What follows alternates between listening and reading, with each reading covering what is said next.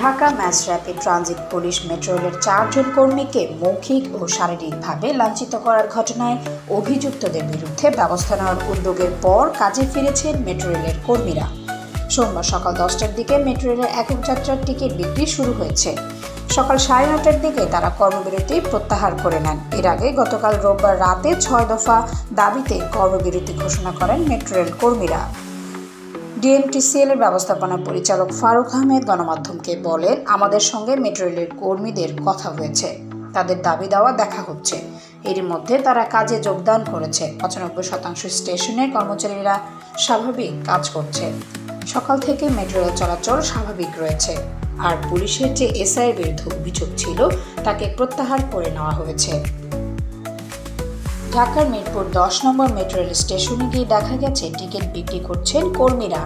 এক ticket machine operator বলেন, আমাদের এমডি স্যার এসেছিলেন। তিনি জানিয়েছেন ঘটনায় জড়িতদের বিরুদ্ধে ব্যবস্থা নেওয়া হয়েছে। এজন্য আমরা আবার কাজ শুরু করেছি। সকাল থেকে শিডিউল মোতাবেক চলছে মেট্রো রেল। কোনো কাউন্টারে লোক থাকলেও তারা টিকিট বিক্রয় কার্যক্রম থেকে বিরত ছিলেন। এর ফলে টিকিট ছাড়াও অনেকে চলাচল করেন বলে জানা গেছে।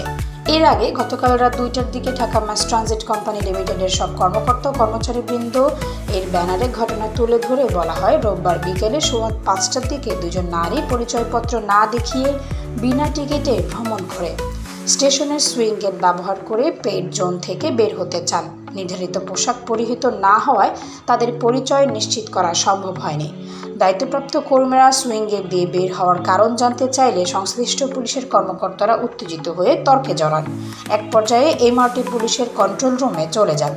পরবর্তীতে পুলিশের এপিবিএন 2 জন সদস্য সুইং গেট ব্যবহার করে তা না লাগিয়ে চলে যান।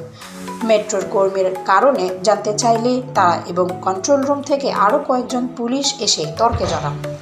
এর পরিপ্রেক্ষিতে 6 দফায় দাবি জানানো হয়। দাবিগুলো হলো, 1 কার্যদিবসের মধ্যে ঘটনার মূল হোতা পুলিশের উপপরিদর্শক মাসুদকে স্থায়ীভাবে বরখাস্ত এবং পরিদর্শক রঞ্জিত কনস্টেবল শাস্তি দিতে হবে। তাদেরকে প্রকাশ্যে ক্ষমা চাইতে হবে। এমআরটি পুলিশ বিলোপ করে মেট্রো রেলের নিরাপত্তায় নিজস্ব বাহিনী গঠন করতে হবে। স্টেশনের দায়িত্ব পালন করা মেট্রো কর্মকর্তা ও কর্মচারীদের শতভাগ নিরাপত্তা নিশ্চিত করতে হবে। পরিচয়পত্র এবং অনুমতি ছাড়া কোনো ব্যক্তি স্টেশনের পেইড জোনে প্রবেশ করতে পারবে না। আহত কর্মীর চিকিৎসার দায়িত্ব কর্তৃপক্ষকে নিশ্চিত করতে হবে। রোববার বিজ্ঞপ্তিতে বলা হয়, দাবি পূরণ না হওয়া পর্যন্ত মেট্রো রেলের সব স্টাফ কর্মবিরতি পালন করবেন।